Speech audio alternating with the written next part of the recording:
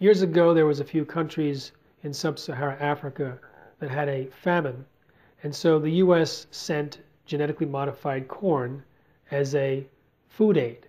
When they discovered it was genetically modified, they asked the U.S. to please substitute non-GM corn, and the U.S. refused.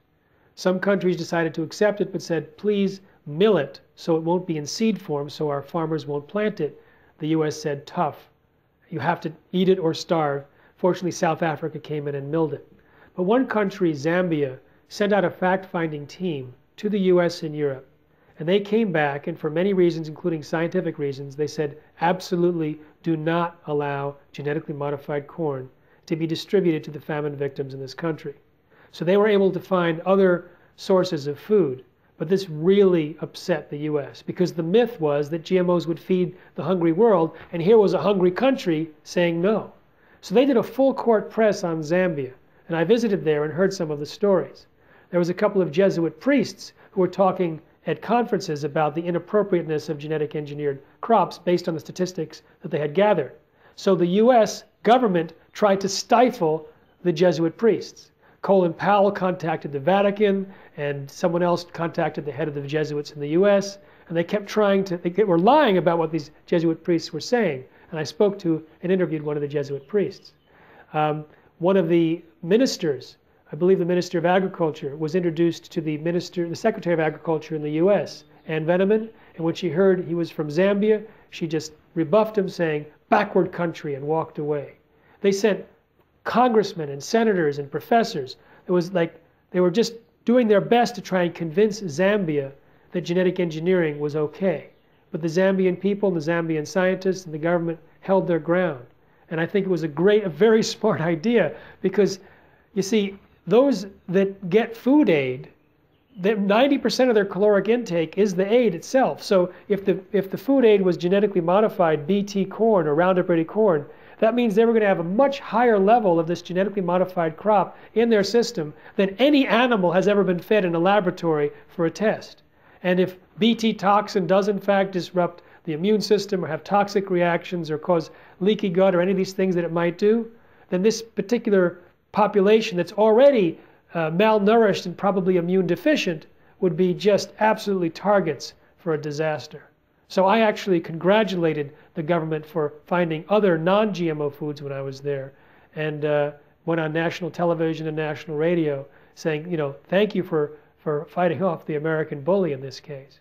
A colleague of mine was debating a senior executive from USAID, which is a big pro-GM organization from the US government. And they were debating in South Africa, and after the lights went down, the cameras stopped. They were continued to argue. And in the middle of this executive's anger, she let it loose saying, you just wait. There'll be so much GM corn in South Africa, no one in Africa could plant non-GM corn. So this was an indication of their plan for contaminating the African continent. This was their plan. It's interesting that when it comes to safety regulations, the biotech industry insists that its crops are no different from conventional natural varieties. When it comes to patenting, they say, oh no, it's completely unique and worthy of patenting. Patenting of life, patenting of crops, these are real problems that have allowed the biotech juggernaut to take off and to sacrifice issues of health for profit. We need to re-examine and revoke this concept of patenting life, and also look at the way that they actually file patents on indigenous knowledge. Companies have tried to patent flour used for chapati breads in India, for neem in India, which is a natural product that's been developed for years, for basmati rice, for all these different things. They'll go in like bioprospectors and biopirates to steal some of the indigenous resources that have possibly been developed by farmers over generations. And because they discover some ways in which the characteristics work on a molecular level, they file a patent, and then they can sell the products of their patent back to the indigenous countries that developed it. So it's an absolutely unfair situation and needs to be looked at. Now my focus is primarily the food safety. And I chose food safety because I believe that's the leverage to get rid of GMOs. You can be very against Monsanto. You can watch The World According to Monsanto and want to break something at the end of it. but it doesn't really speak so much about the health, so you don't realize that eating a corn chip might be just that bad, and the soy might be just that bad. There's tremendous harm that can come from eating GMOs if you look at the animal feeding studies, the livestock issues, and what's happened in the US since GMOs were introduced from a correlational side. So if you talk about the patent issue or the environmental issue or the social justice issue or corporate takeover, you can arouse anger in people, but they may just go out and buy a GMO and eat it. If you explain that eating a corn chip that's genetically engineered might turn your intestinal bacteria into living pesticide factories, then they put the brakes on for themselves and their family. And that is what's going to be leveraged for getting rid of GMOs, when people understand the health dangers and make healthier choices. The bees are dying in a thing called colony collapse disorder, which is not well understood. Now, in my opinion, it's definitely not primarily caused by GMOs because they're dying in large numbers in other countries where they don't plant GMOs. More recent information suggests that the seed treatments from neonicotinoid insecticides are the cause. Now, these are insecticides created from nicotine or tobacco. When biotech companies introduced a variety of Bt corn that kills the rootworm, they found that it wasn't very effective for the first few weeks of the corn plant's life.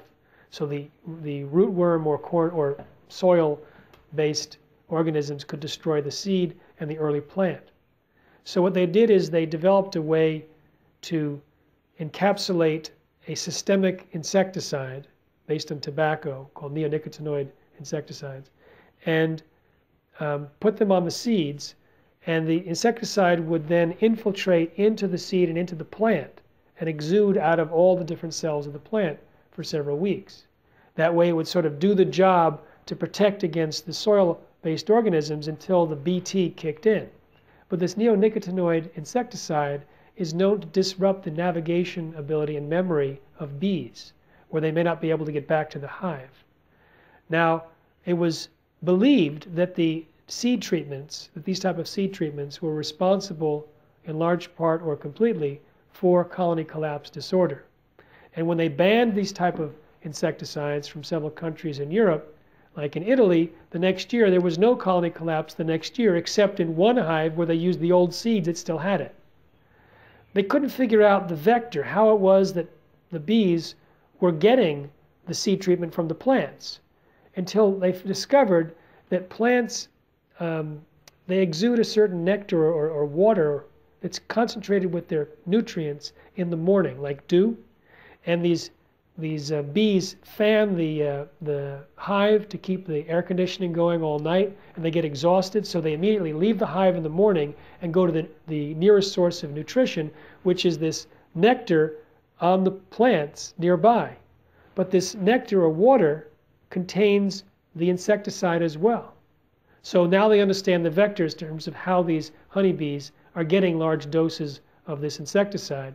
And one of the characteristics of colony collapse disorder is that there's oftentimes no bees in the hive, that they go out and they don't come back. So we think that the neonicotinoid seed treatments, which were increased because of the use of genetic engineering, is probably responsible for, or at least in large part, of colony collapse disorder. But there are more deaths among the bees in the United States than in other countries. And we think that that increase might be the result of genetically engineered crops, particularly the Bt toxin, which is designed to kill insects. It's not acutely toxic to bees, but in some studies, they found that the bees that grabbed pollen from the corn plants that were genetically engineered, they actually were susceptible to a viral infection, whereas the controls were not. There was another study that showed that when the bees took the pollen, the genes from the genetically modified crops transferred into the microorganisms inside the guts of the bees. This also happens in humans. This could mean long-term effects from short-term exposure. Genetically modified foods and crops are one of the most dangerous health and environmental catastrophes we're facing. And yet very few people know about it. There's very few money. There's very few organizations funding those of us who are trying to stop it. I mean, I struggle year after year with, a skeleton crew, and I see things like global warming just pulling millions and millions of dollars, and we just get chump change and volunteers to try and stop this juggernaut. Fortunately, it's easier to stop GMOs than it is these other problems because we don't have to affect government policy. We can do it through market choices. And that's what we plan to do.